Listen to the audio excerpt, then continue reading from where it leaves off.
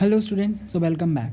So I am going to explain you to the second topic in water softening process. In external water softening process is zeolite or permutate process. So before starting this and explaining you कि कैसे हमारा water soften होता है zeolite process से, कि you should know कि ये zeolites हैं, ये क्या होती है. जियोलाइट्स क्या है? Zeolites are naturally occurring hydrated sodium aluminio silicate minerals.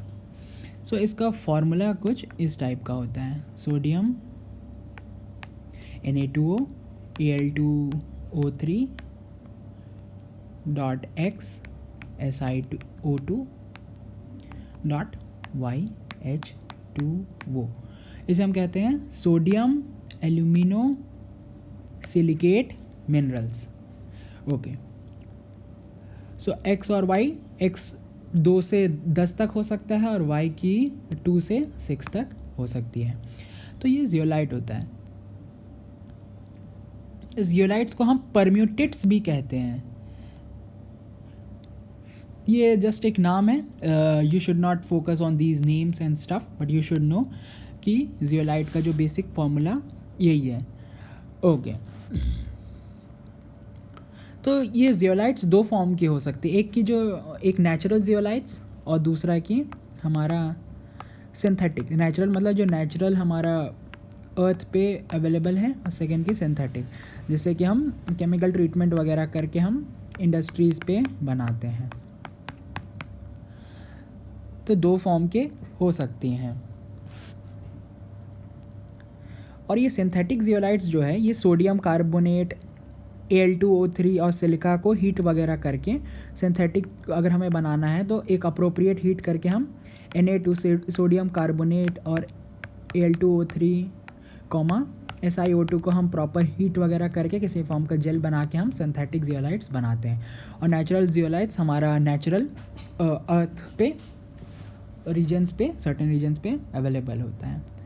अब हम देखते हैं कि ये जो वाटर सॉफ्टनिंग होता कैसे है. So students please focus on these figure. हाँ, अब यहाँ पे क्या है कि हमारा यहाँ सेंटर पे हम जियोलाइट बेड रहता है. ये हमारा चेम्बर है. अब इसमें हम यहाँ से रॉ वाटर की रॉ वाटर यानी कि जो हार्ड वाटर के हम एंट्री करवाते हैं. और इसके बाद कुछ समय के लिए इस पार्ट को आप ध्यान मत देना, रीजनरेशन पार्ट. पहले हम ये रॉ वाटर की एंट्री करवाएंगे. और रॉ वाटर में हमारा हार्डनेस पार्ट है, यानी कि कैल्शियम मैग्नीशियम के सॉल्ट्स हैं, तो उसे हमें रिमूव करना पड़ेगा. तो उसे हम रिएक्शन करवाते हैं जियोलाइट बेड से. और जब जियोलाइट पे हमारा होगा, वो अटैच होंगी चीज़ें, तो वो जो भी कैल्शियम मैग्नीशियम वगैरह अटैच हो जाएंगे इससे जियोलाइट बेड से. जियोलाइट में स्टिक रहेंगी. और उसके बाद हमारा जो है सॉफ्टेंड वाटर यहाँ से निकल जाएगा. और जैसे जैसे ही और कुछ समय के बाद जियोलाइट बेड काफ़ी कंटेमिनेटेड हो जाएंगे, तो उस केसेस में हमें वाटर के फ्लो को क्लोज़ करके हम ये NaCl का कंसनट्रेटेड NaCl से हम एंट्री करवाएंगे, ताकि हमारा जो ये जियोलाइट बेड है फिर से रीजनरेट हो सके, यानी कि फिर से साफ़ हो सके. तो कुछ इस टाइप का सेटअप इंडस्ट्रीज़ पे यूज़ होता है. यहाँ पे आपको क्या करना है, पहले आप यहाँ से एंट्री करवाओगे आप हार्ड वाटर, जियोलाइट बेड से स्टिक हुआ, फिर यहाँ से रिएक्शंस वगैरह हुई और हमारा प्योर वाटर यहाँ से निकल गया. अब हम उसके बाद इस चीज़ को क्लोज़ आउट कर देंगे.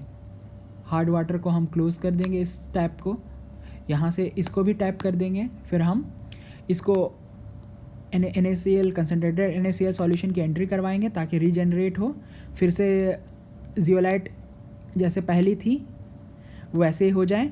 फिर यहाँ से हम जो इम्प्योरिटीज़ फेंक देंगे. तो ऐसा हम इंडस्ट्रियल सेटअप यूज़ करते हैं. सिंपल. अब ये जो है, ये सारी ट्रीटमेंट वगैरह रिएक्शंस कैसे होती हैं. तो जो हमारा जियोलाइट है, इसका फॉर्मूला कुछ Na2Ze होता है। Ze सिंप्लीफाई करने के लिए जियोलाइट का जो एक्चुअल होता है Na2 वो Al2O3 SiO2, ये इस टाइप का कुछ फार्मूला होता है। पर अब हमें बीइंग अ केमिकल इंजीनियर आपको ज़्यादा फार्मूला पे रिक्वायरमेंट नहीं होती हैं चीज़ें, तो ये हमारा हार्ड वाटर का पार्ट है। हार्ड वाटर, कैल्शियम क्लोराइड, ये सब चीज़ें हार्डनेस का पार्ट है। अब जियोलाइट से, जब भी जियोलाइट से रिएक्ट करेगा तो आप फोकस करोगे जो हार्डनेस का कैल्शियम, मैग्नीशियम और जो भी अलग अलग हैं, ये सारी चीज़ें इसमें स्टिक आउट हो जाएंगी। ये मतलब जो जियोलाइट पे रहेंगी। सपोज़ करो ये जियोलाइट है, तो इसके के अंदर ये मैं शो करता हूँ, ये जियोलाइट है तो इस पे स्टिक रह जाएंगी कैल्शियम या मैग्नीशियम इस फॉर्म पे।